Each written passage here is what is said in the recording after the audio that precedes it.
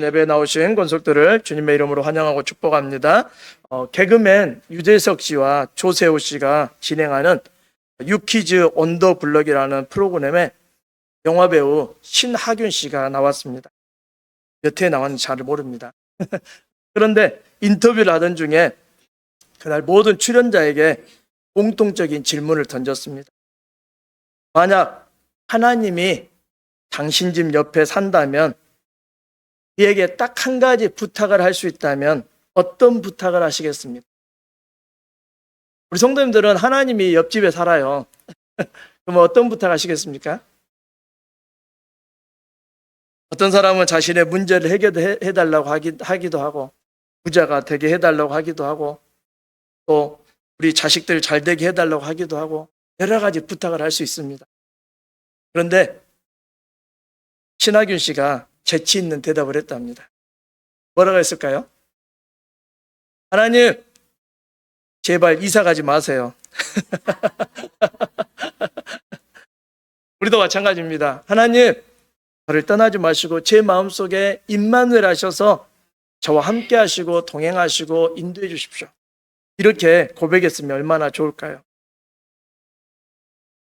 하나님과 동행한다는 것은 하나님의 가치를 알고 하나님의 마음을 아는 것입니다.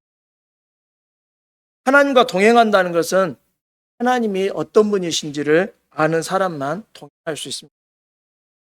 이번 한 주 동안 제 마음에 울렸던 한 줄의 글이 있었는데 한번 따라서 해볼까요? 지금의 열매에 집착하지 말고 날마다 내가 심고 있는 씨앗이 무엇인지 생각해 보십시오. 우리는 열매를 막 땁니다. 그런데 심지도 않은 열매를 가끔은 원합니다. 저는 저기 밖에 우리 화단에 심어져 있는 나무들을 보면서 언제 열매 맺을래? 그런데 최소한 나무도 2년, 3년이 지나야지 열매를 맺습니다. 오늘 심었는데 오늘 열매 맺으라고 하면 그 나무가 이렇게 이야기합니다. 네가 자연을 모르는구나. 공부 좀 해라. 그럴 겁니다. 우리 교회도 마찬가지입니다. 우리 모든 성도님들이 이렇게 살았으면 좋겠습니다. 성경은 우리에게 이렇게 이야기합니다. 두 가지 씨앗이 있는데 육적인 씨앗과 영적인 씨앗이 있습니다. 육적인 씨앗은 날마다 먹고 살기도 힘든데 그러면서 육적인 눈에 보이는 씨앗들이죠. 그런데 영적인 씨앗은 뭡니까? 좀 전에 이야기했던 것입니다. 날마다 기기감찬순입니다. 기도하고 또 기다리고 또 감사하고 찬양하고 이 모든 것들이 다 영적인 것들이죠. 찬양하고 이 찬송하고 기도하고 이 모든 것들이 하나님 앞에서 기뻐하는 것들이 다 영적인 씨앗입니다. 오늘 이제 또 점심 먹고 우리가 전도하러 갈 것인데 전도해야 됩니다. 왜냐하면 저는 만나는 목사님들마다 듣는 부흥하는 목사님들 그리고 개척해가지고 그냥 이렇게 옛날에 이렇게 부흥해가지고 그냥 이렇게 담임 목사로 가신 분들 이야기는 잘 안 듣습니다. 그런데 개척해가지고 부흥하신 목사님들 이야기를 들으면 반드시 전도가 있었습니다. 그분들이 전도해가지고 하나님 앞에서 은혜를 입었던 이야기 딱 한마디 합니다. 전도하면 되더라고요 라고 하는 것을 듣고 우리 교회도 마찬가지입니다. 부흥이 안 된다고 하니까 제가 그 글을 하나 썼는데요. 세상에는 두 가지 교회가 있습니다. 전도가 안 되니까 전도 안 하는 교회, 전도가 안 되니까 전도하는 교회가 있습니다. 어떤 교회가 되기를 원하십니까? 전도 안 되니까 전도하는 교회가 되기를 원합니다. 그 글에 제가 그렇게 썼거든요. 두 가지 교회가 있는데 전도가 안 되니까 전도 안 하는 교회, 전도가 안 되니까 전도하는 교회. 왜 전도를 해야 되냐면 방법이 없으니까. 다른 방법이 있으면 얼마나 좋겠습니까? 그런데 방법이 없으니까 전도 안 되지만 전도하는 것입니다. 그래서 점심 먹고 건빵을 30개를 딱 갖고 가면 우리는 벌써 30명에게 씨앗을 뿌리는 겁니다. 이 씨앗이 자라게 하시는 것은 하나님이지 우리가 건빵 받고 예수 믿을까? 이런 생각을 할 필요는 없습니다. 우리는 일단 어떻게 해야 돼요? 씨앗을 뿌리는 겁니다. 살다 보면 기대를 하게 됩니다. 사람을 만나면 기대하고 자녀를 보면 기대하고 교회를 보면 기대합니다. 우리 교회가 성장하고 성숙하고 하나님 기뻐하시는 교회로 자라기를 원한다면 씨앗을 뿌려야 된다. 저는 바누아투에서 선교사로 사역하면서 늘 거기에서 생각했던 게 하나 있습니다. 그분들이 시장에서 망고를 팔고 또 굉장한 많은 열대 과일들을 팔거든요. 그러면서 제가 어떤 생각이 들었냐면 참 조상덕을 잘 보고 있다. 그 망고가 수십 년 된 나무거든요. 그런데 조상들이 수십 년 전에 그 나무를 심어놓지 않으면 그 사람들이 어떻게 시장에 와서 망고를 팔겠어요? 저는 망고가 그렇게 종류가 많은지 처음 알았습니다. 뭐 5, 6가지 되더라고요. 그런데 그 수많은 종류의 과일나무를 조상들이 심었으니까 지금 그들이 덕을 보고 있는 거죠. 작은 그 가격으로 팔지만 엄청난 수익을 얻을 수는 없지만 그들이 날마다 먹고 살 수 있는 그 과일을 팔 수 있다는 거죠. 우리도 마찬가지입니다. 지금 당장 우리 교회가 부흥의 놀라운 역사가 일어나지 않더라도 우리는 날마다 씨앗을 심어야 됩니다. 그래서 우리는 주 안에서 항상 기기감찬순을 외치고 전도하고 또 복음을 전하고 이 일을 감당해야 된다는 거죠. 우리는 시간이 지날수록 기대치를 높이거나 낮추거나 합니다. 기대치를 높일수록 실망하는 경우도 있습니다. 어떤 분은 아예 기대하지 말자라고 하시는 분도 있습니다. 예전에 세상은 교회에 대한 기대치가 높았습니다. 요즘은 세상이 교회를 보면 많은 실망을 한다고 합니다. 우리는 아무렇지도 않게 생각할 수도 있지만 교회는 여전히 세상의 희망이 되고 소망이 되어야 됩니다. 왜냐하면 하나님이 살아계시기 때문에 그렇습니다. 우리는 하나님을 예배하고 하나님의 자녀이고 하나님의 사람들이기 때문에 그렇습니다. 우리 말에는 좋다 그러면 끝납니다. 그런데 영어로 살펴봤더니 영어에는 좋다는 말이 4가지가 있더라고요. 굿보다 더 좋은 게 뭔지 아세요? well이더라고요. well. 그 다음에 well보다 더 좋은 게 뭔지 아세요? better. 좀 더 나은. 그 다음에 최고로 좋은 게 뭔지 아세요? best driver. 그러잖아요. best. 이게 비교급으로 good, well, better, best. 좋다, 괜찮다, 좀 더 좋다, 아주 좋다라고 표현합니다. 하나님은 세상을 창조하시고 보시기에 심히 좋았더라라고 말씀하십니다. 이게 바로 히브리어 단어를 찾아봤더니 토브라는 단어입니다. 심히 좋았다. 좋았다는 말은 선하고 온전하다는 의미가 담겨 있습니다. 하나님은 우리를 어떻게 생각하실까요? 하나님은 우리를 향한 마음이 어떠실까요? 하나님은 우리에게 기대를 갖고 계십니다. 그런데 하나님은 절대로 우리에게 실망했다라고 말씀하죠. 우리는 가끔 그럽니다. 이 목사한테 그렇게 기대했는데 사람이 그럴 줄 몰랐다고 실망합니다. 그런데 하나님은 한 번도 아브라함이나 이삭이나 야곱이나 요셉을 세워놓고 실망했다. 왜 그러니? 라고 하시지 않았다. 오늘 말씀에도 그럽니다. 하나님께서 17장 1절에 이렇게 이야기합니다. 아브라함이 99세에 여호와께서 아브라함에게 나타나사 그에게 이르시되 나는 전능한 하나님이라 너는 내 앞에서 행하여 완전하라 라고 말씀. 하나님은 아브라함을 75세에 갈대아 우르에서 불러내셨습니다. 그리고 가나안 땅을 둘러보게 하셨습니다. 왜냐하면 후손들에게 줄 땅이다라고 말씀하셨습니다. 그런데 그에게는 후손이 없었습니다. 75세에 불렀으면 그 다음 해라도 자녀를 낳게 해주셔야 되는데 99세가 되었습니다. 거의 25년이 지났죠. 그런데 하나님은 그에게 자녀는 주시지 않고 그 땅을 계속 둘러보게 하셨다는 것입니다. 그런데 하나님께서 이제 86세에 아브라함에게 나타나셨다가 13년 만에 다시 99세에 나타나는 곳이 바로 17장입니다. 그러니까 16장의 마지막을 보면 하나님께서 86세에 나타나셨다가 17장에 보면 99세에 나타나죠. 그러니까 거의 13년 만에 나타나시는 거죠.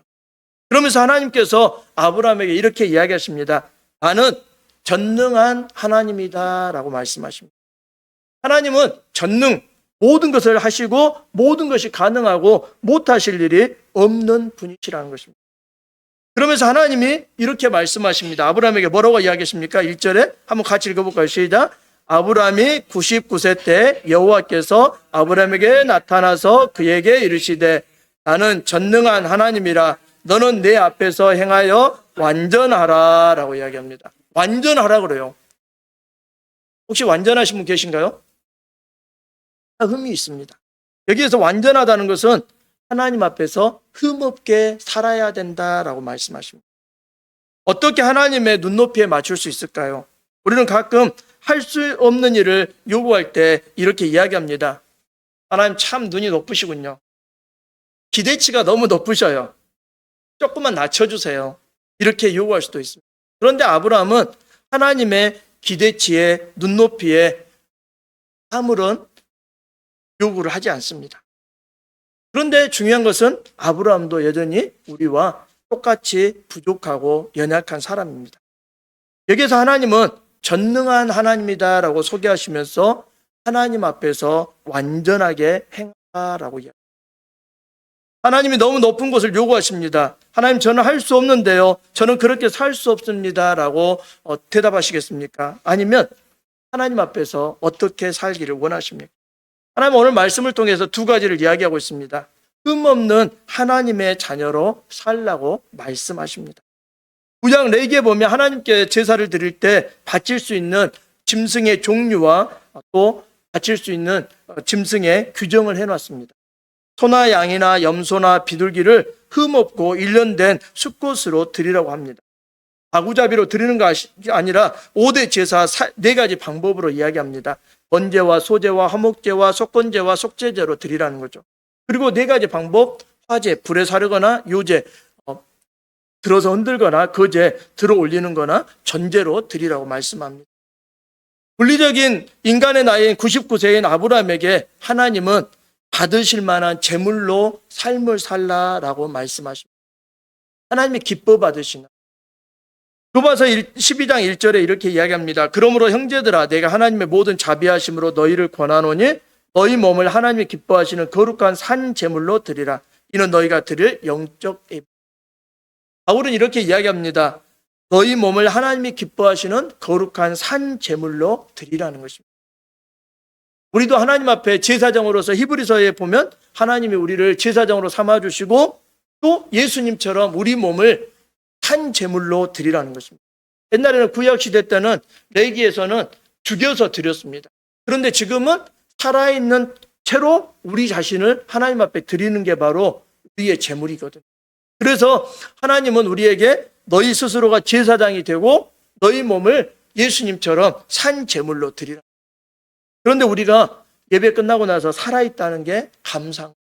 왜냐하면 흠도 많고 연약하고 부족한데 하나님이 받으실 만한 제물로 우리는 늘 드려지는 게 바로 예배입니다. 옛날에 구약에는 그냥 입으로 예배를 안 드렸습니다. 제사를 안 드렸습니다. 모든 제사에는 제물이 있어야 됩니다. 그런데 그 제물에는 아주 엄격한 절차를 거쳤습니다. 왜냐하면 신이 받은지 안 받는지가 중요하거든요. 하나님도 마찬가지입니다. 하나님께서는 제사를 드릴 때 정확하게 규정을 두셨습니다. 그 규정에 어긋나면 그 제사는 무효입니다. 그런데 흠없는 하나님의 백성으로 받으실 삶을 살아내라라고 오늘 아브라함에게 요구하십니다. 제가 수요 기도회 때도 새벽 기도회 때도 나눴던 이야기입니다. 옛날에는 하나님께서 구약시대 때는 하나님이 이렇게 이야기하셨습니다. 나는 하나님이고 너희는 내 백성이다 라고 이야기하셨습니다. 그런데 신약시대 때는 하나님께서 나는 너희의 아버지고 너희는 내 자녀다 라고 이야기합니다. 자녀가 마음을 다해서 선물을 준비하고 갔는데 아버지가 기대치가 높아가지고 야 그게 선물이냐? 이런 아버지 있겠어요? 그럼 아버지가 좀 인성에 좀 문제가 있어. 자녀도 최선을 다해서 준비하고 왔는데 그 선물을 거절하는 아버지는 없을 겁니다. 네. 네가 형편이 안 돼서 이렇게 작게라도 선물을 가져왔구나. 고맙다.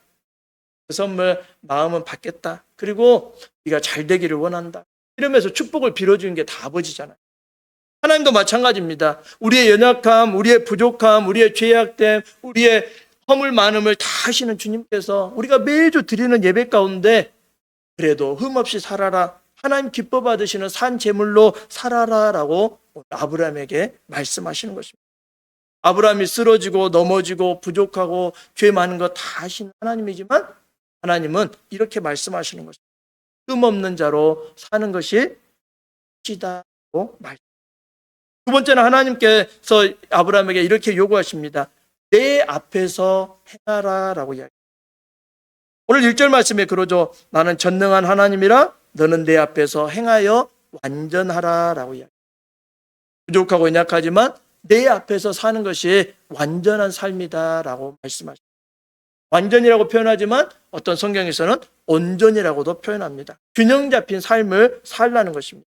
날마다 하나님을 면전에 모시고 사는 것처럼 살라는 것입니다. 아브라함은 갈대아 우르에서 가나안 땅으로 와서 자기의 뜻대로 살았습니다. 물론 하나님의 은혜도 알고 하나님과 함께 살았지만 그의 삶의 우선순위는 하나님을 모시기보다는 자기의 삶에 분주했었습니다. 성경을 살펴보면 아브라함이 하나님 앞에 너에게 하늘의 별과 같이 바다의 모래같이 후손을 주시겠다고 약속하셨는데 그 약속이 빨리 안 이루어지니까 여러 가지 방법을 쓰는 것입니다. 첫 번째는 자기의 조카를 같이 동행한 롯을 자기의 후계자로 삼아보려고 애를 씁니다. 그런데 하나님이 복을 주셔가지고 롯은 소돔과 고모라로 옮겨갑니다. 두 번째, 자기에게 있었던 엘리에셀이라는 자기의 종을 후계자로 삼아보려고 합니다.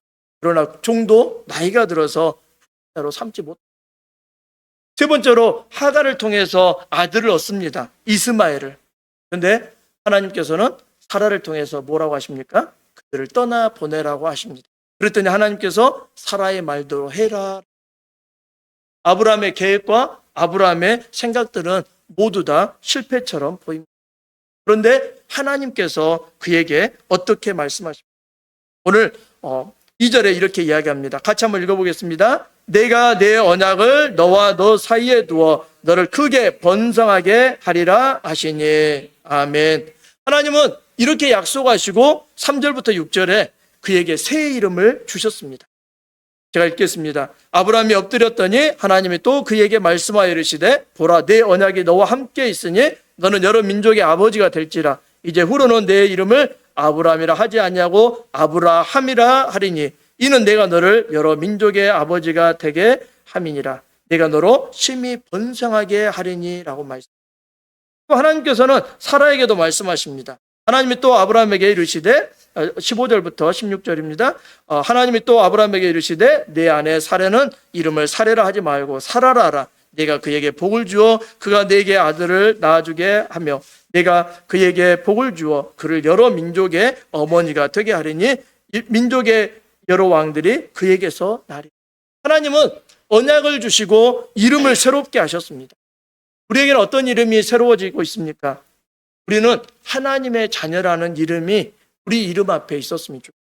하나님의 자녀 이정훈, 하나님의 자녀 이용광. 우리 한번 해볼까요? 자기 이름 앞에 하나님의 자녀라고 시작. 하나님의 자녀 이정훈. 예. 어디 가든지 나는 하나님의 자녀다.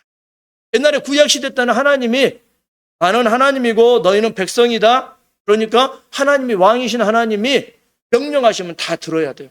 그런데 신약시대는 하나님이 우리가 조금 부족하고 연약할지라도 하나님은 아버지시기 때문에 그렇다고 해서 아버지를 너무 힘들게 하거나 마음 아프게 하면 안 돼요. 우리도 하나님의 자녀로서 살아가라고 신약시대에 예수님은 이렇게 말씀하셨습니다. 아빠, 아버지다라고 하나님을 부르라고 말씀하셨습니다. 그리고 아빠, 아버지라고 부르면서 하나님과 동행하라고 말씀하셨습니다.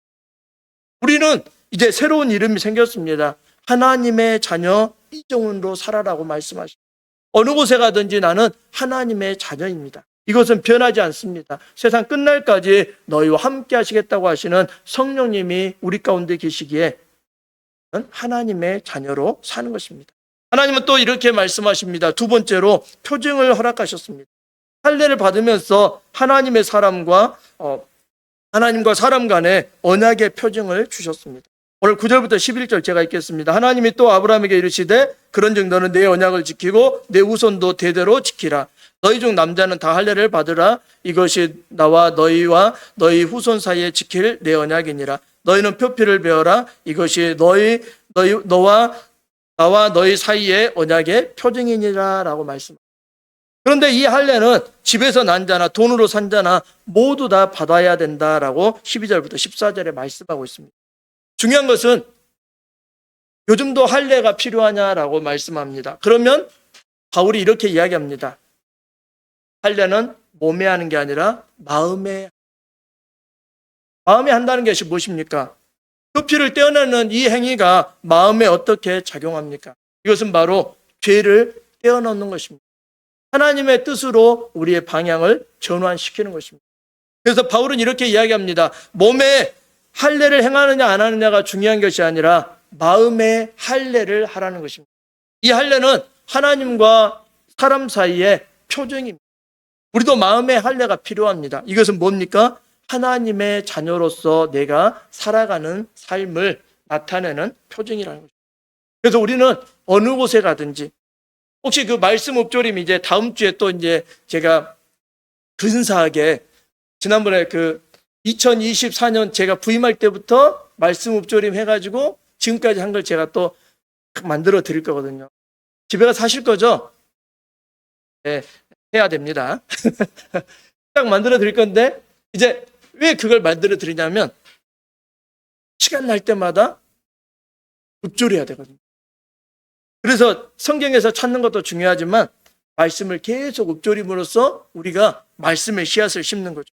그러면서 우리의 마음에 할례를 받는 거죠. 그것은 바로 할례라는 것은 구별되다라는 뜻입니다. 할례는 바로 하나님께서 우리에게 허락하신 몸에 허락하신 표징이거든요. 그런데 바울은 이것을 이렇게 해석한 것입니다. 몸의 할례가 중요한 것이 아니라 마음의 할례가 중요합니다. 예수님이 십자가에 못 박혀 죽으시고 우리의 죄를 사하시고 이제는 우리 모두가 다 죄사함을 받았는데 예수님이 승천하신 후에 할례파와 비할례파들이 있었습니다. 할례받지 않는 사람들이 천대받기 시작했습니다. 그때 바울은 정확하게 하나님의 뜻을 해석한 것입니다. 우리의 할례는 마음의 할진이다라고 이야기합니다. 하나님은 아브라함은 하나님의 말씀에 어떻게 반응하고 있습니까? 오늘 보면 성경에 이렇게 이야기합니다. 17절 말씀 같이 한번 읽겠습니다. 아브라함이 엎드려 웃으며 마음속으로 이르되 100세 된 사람이 어찌 자식을 낳을까? 사라는 99 출산하리요 하고 아멘. 하나님께서 아브라함에게 할례를 행하게 하시고 그 다음에 약속하셨습니다. 사라를 통해서 자녀가 태어날 것이다 라고 말씀하십니다. 그때 아브라함이 어떻게 반응합니까? 하나님의 말씀을 더 넘기려고 했습니다. 두 번째는 하나님의 말씀을 자신의 마음속에 믿지 않았습니다. 17절에 보면 이렇게 이야기합니다. 엎드려 웃으며 마음속으로 이르되 100세 된 사람이 어찌 자식을 낳을까? 사라는 90세니 어찌 출산하리요? 하나님 좀 전에 뭐라고 하셨습니까? 내 앞에서 완전하게 행하여 흠없이 살아라 그랬는데 아브라함이 아멘 했으면 얼마나 좋겠어요. 그런데 하나님의 전능하신 하나님이라고 그렇게 이야기했는데 아브라함이 못 믿고 있는 거예요. 엎드려서 뭐라고 합니까? 웃었을 겁니다. 아유, 하나님 기대치가 너무 높으시네요. 아까는 저한테 완전하게 행하라고 하시고 이제는 또 100세 된 저한테 아들 낳으라고요? 아이고 또 생각해 보십시오. 저희 아내도 90세입니다. 물리적인 것을 생각하는 거죠. 그런데 하나님은 기대치가 있었습니다. 이 아브라함을 통해서 하나님이 그의 자손을 낳고 또 믿음의 조상으로서 서기를 원하시는 마음이 있었습니다. 아브라함은 또 이렇게 이야기합니다. 하나님 앞에서 자신의 실수로 낳은 이스마엘이나 잘 살았으면 좋겠습니다 라고 18절에 이야기하죠. 아브라함이 이에 하나님께 아뢰되 이스마엘이나 하나님 앞에 살기를 원하나이다 라고 이야기합니다. 하나님 자녀 주실 생각하지 마시고요. 그냥 이스마엘이나 좀 잘 커서 제 후손으로 잘 성장했으면 좋겠습니다. 그 정도면 됩니다, 하나님. 그런데 하나님은 그런 기대가 아니셨다는 거예요. 하나님의 언약은 절대 포기하지 않으십니다. 19절에 이렇게 이야기합니다. 하나님이 이르시되 아니라 내 아내 사라가 내게 아들을 낳으리니 너는 그 이름을 이삭이라 하라. 내가 그와 내 언약을 세우리니 그의 후손에게 영원한 언약이 되리라 라고. 우리가 말씀을 읊조리고 하나님의 말씀 앞에 서 있을 때 하나님의 전능하심을, 하나님을 하나님 되심을 인정하는 게 필요하다는 거예요. 하나님 이제 구체적으로 한 걸음 더 나가셨습니다. 뭐라고 이야기하십니까? 내 아내 사라가 내게 아들을 낳으리니 이름을 이삭이라라고 이름까지 지어주십니다. 이런데도 아브라함의 마음은 어땠을까요? 우리도 마찬가지입니다. 하나님께서 하나님의 말씀을 읊조리다 보면 하나님을 더 잘 알아가는 것입니다. 왜 자꾸 이 목사는 말씀 읊조리라고 하지? 하나님을 더 잘 알아가려고 하는 거예요. 하나님의 말씀 앞에 서 있어야 될 이유는 하나님이 어떤 분이신지, 하나님이 우리에게 어떤 마음을 갖고 계신지, 하나님이 우리에게 어떤 은혜와 복을 주시기를 원하시는지 그 말씀을 읊조리면서 더 잘 알아가는 것입니다. 가끔 목사님들을 만나거나 말씀을 사모하고 또 말씀 가운데 사는 분들을 만나면 그분이 얼마나 하나님과 동행했는지를 볼 수가 있습니다. 들을 수가 있습니다. 그냥 성경 읽었습니다가 아니라 그 말씀과 동행하는 삶이 필요하다는 것입니다. 하나님의 말씀에 우리는 어떻게 반응하고 있습니까? 이삭의 아들 에서는 장자의 명분을 팥죽 한 그릇에 팔아버렸습니다. 그 장면을 창세기 25장 34절에 이렇게 기록합니다. 야곱이 떡과 팥죽을 에서에게 주매 에서가 먹으며 마시고 일어나 갔으니 에서가 장자의 명분을 가볍게 여김이었더라라고 이야기합니다. 우리는 하나님의 자녀의 명분을 가볍게 여겨서는 안 됩니다. 갈라디아서 6장 7절에도 이렇게 이야기합니다. 스스로 속이지 말라. 하나님은 업신여김을 받지 아니하시나니 사람이 무엇으로 심든지 그대로 거두리라. 하나님을 향해서 우리가 무엇을 심느냐가 중요하다는 것이죠. 하나님은 옛날 성경에는 하나님은 만홀히 여김을 받지 않으신다라고 기록합니다. 개역 성경에서는 하나님은 업신여김을 받지 않으신다. 여기에서 업신여기다, 소홀히 여기다, 가볍게 여기다라는 표현인데 성도는 하나님을 가볍게 여기서는 하나님 우리 아버지시고 창조주시고 하나님이시기에 하나님을 사랑하고 하나님을 향한 찬양과 경배와 영광을 돌리는 것이 우리의 마땅한 삶이라는 것입니다. 다행인 것은 아브라함이 이렇게 웃고 또 그에게 믿음이 없었던 것처럼 보이지만 아브라함이 순종했다라는 것입니다. 우리가 읽지는 않았지만 17장 23절로 27절에 이렇게 기록합니다. 이 아브라함이 하나님이 자기에게 말씀하신 대로 이날에 그 아들 이스마엘과 집에서 태어난 모든 자와 돈으로 산 모든 자 곧 아브라함의 집 사람 중 모든 남자를 데려다가 그 포피를 베었으니 아브라함이 그의 포피를 벤 때는 99세였고 그의 아들 이스마엘이 그의 포피를 벤 때는 13세였더라. 그날에 아브라함과 그 아들 이스마엘이 할례를 받았고 그 집 모든 남자 곧 집에서 태어난 자와 돈으로 이방 사람에게서 사온 자가 다 그와 함께 할례를 받았다. 23절에 중요한 게 있습니다. 하나님이 자기에게 말씀하신 대로라고 이야기합니다. 하나님은 그에게 언약의 표정으로 할례를 받으라고 할 때 자기에게 말씀하시던 대로 그가 행했다라는 것입니다. 하나님을 비록 확실하게 믿지는 못했고 하나님이 말씀하실 때 그가 웃었지만 하나님은 또 그에게 마음을 주시고 그가 믿음의 조상으로 세워지는 은혜를 입게 하셨다. 하나님은 불가능이 없으신 전능하신 하나님이십니다. 그래서 그의 말씀을 읊조리고 그 말씀 앞에 서야 되는 것입니다. 하나님은 우리에게 이렇게 이야기하십니다.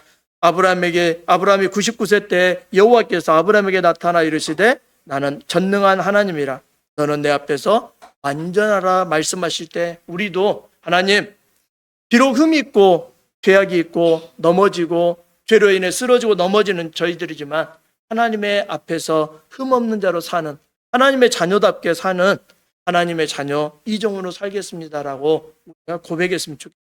하나님 무엇보다도 하나님 앞에서 살겠습니다. 하나님 앞에서 산다는 것은 주일날 예배 1시간이 아닙니다. 우리의 삶에서 하나님의 말씀을 내 앞에, 내 입에, 내 마음에, 내 생각에 두는 것입니다. 아브라함은 하나님은 아브라함에게 완전하라고 명령하십니다. 완전해지는 길은 하나님 앞에서 사는 것입니다. 하나님 앞에서 산다는 것은 말씀 앞에 사는 것이고 말씀과 동행하는 것입니다. 하나님은 아브라함을 통해서 믿음의 조상으로 세우시려고 이렇게 말씀하셨습니다. 이 시대에 우리를 하나님의 자녀로 살게 하시려고 주님은 말씀 앞에 하나님의 언약에 어떤 기대치와 어떤 가치를 부여하시겠습니까? 한 주간을 살면서 말씀 읊조림 앞에 하나님과 동행하고 주님이 주시는 그 은혜를 누리는 믿음의 삶이 되기를 간절히 소망합니다. 오늘도 우리 함께 찬양했으면 좋겠습니다.